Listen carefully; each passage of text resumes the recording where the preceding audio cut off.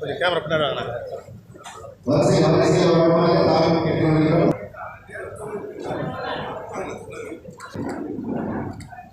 Okay okay okay.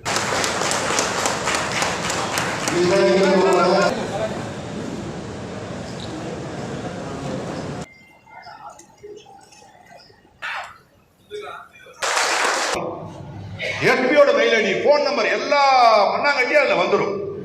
அதில் வந்துட்டு நீங்கள் அதில் மெயிலில் கொடுக்க போகும்போது கம்ப்ளைண்ட்டை எழுதி இதை ஸ்கேன் பண்ணி அனுப்புவீங்க. அதை அனுப்பக்கூடாது. உங்களுடைய மெயிலே கம்ப்ளைண்ட் எழுதணும். அப்படின்னா நீங்கள் சைன் பண்ண முடியாது. அதில் ரைட்டானா சைன் பண்ண முடியாது. சைனே அதான் மெயில் தான் சிக்னேச்சர், டிஜிட்டல் சிக்னேச்சர். மெயிலில் எழுதி முதல்ல அனுப்பிச்சிடும். 12 மணிக்கு போலீஸ்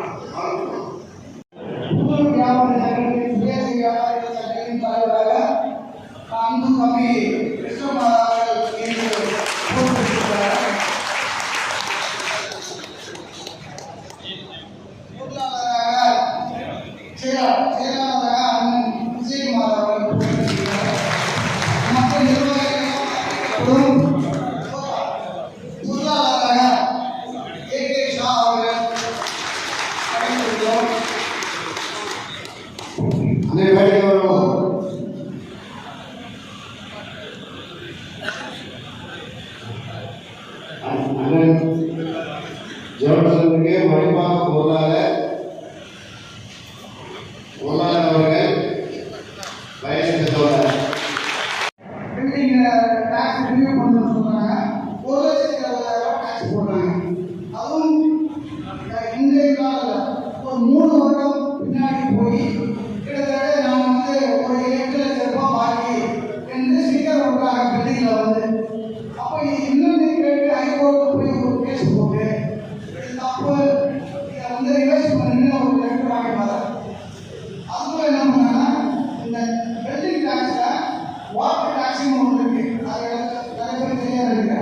வாட்டர் இருக்கோ இல்லையோ பில்டிங் டாக்ஸ் கட்டினா நீங்கள் வாட்டர் டாக்ஸ் கட்டணுமா? அதுவும் அந்த டாக்ஸோடைய 30%. அப்போ ஏற்கனவே 13,000 அந்த வாட்டர் டாக்ஸு அது 60,000 ஆகிடுது. அதுக்கு என்ன பண்ணுறாங்கன்னா அதுக்கு 3 வருஷம் பின்னாடி போயிட்டு கிட்டத்தட்ட எனக்கு வந்து ஒரு 3,60,000 கட்டணும்னு நோட்டீஸ் கொடுக்குறாங்க. இது எல்லாமே கிட்டத்தட்ட ஒரு மாதத்துக்குள்ள நடக்குது. அதை கலெக்ஷன் நம்ம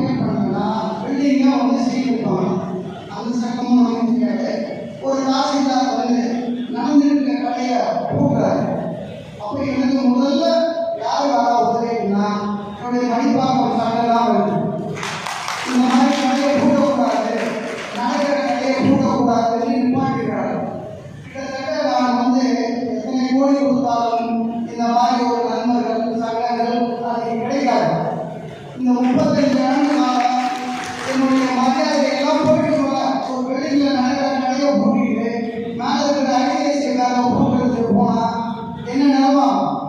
அதுக்கு எனக்கு உதவி பண்ணது என்னுடைய சங்கம், நண்பர்கள், என்னுடைய 35 ஆண்டுகளாக சங்கத்தின் உழைப்பு. அன்னைக்கு ஒரு நாள் எனக்கு தெரிஞ்சிச்சு. அதனால சங்கம் முக்கியம், நண்பர்கள் முக்கியம், எல்லாரும் அன்பாக பழகி எல்லோரும் ஒரு சப்போர்ட்டாக இருந்து இன்னைக்கு இருக்கிற